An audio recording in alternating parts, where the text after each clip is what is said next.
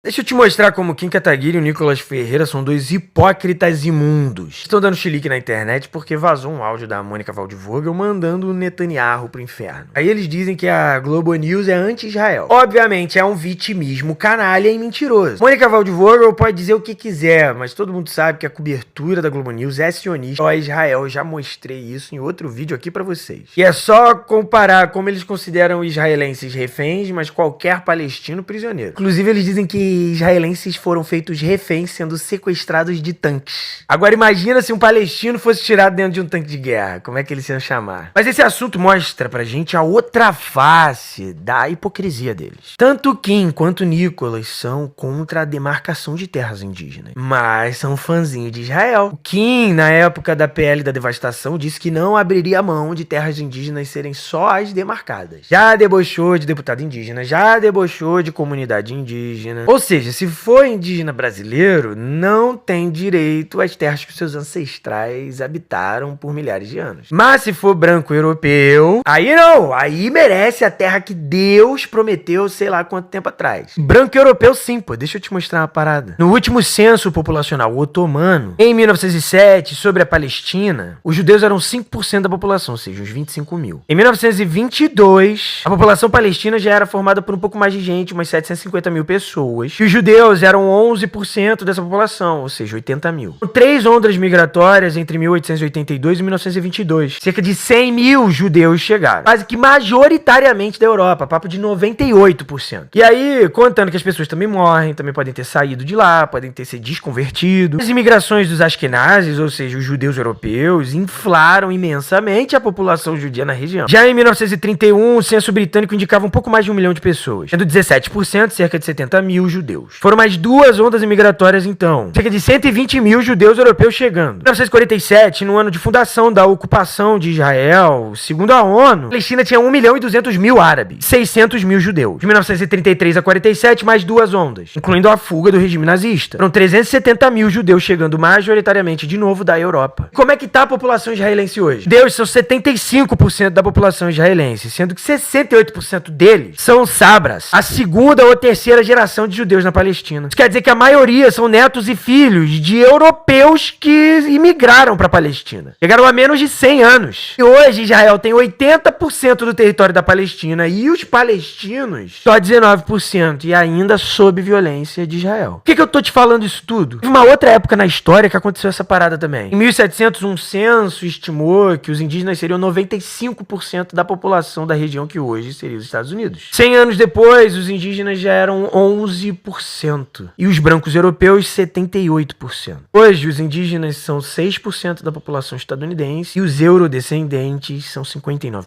No Brasil, os indígenas eram cerca de 80% da população em 1600, segundo levantamentos da época. Em 1700, 24%. Hoje, eles são menos de 1% da população. Os indígenas nos Estados Unidos controlam um pouco mais de 2% das terras. O Brasil é menos de 2%.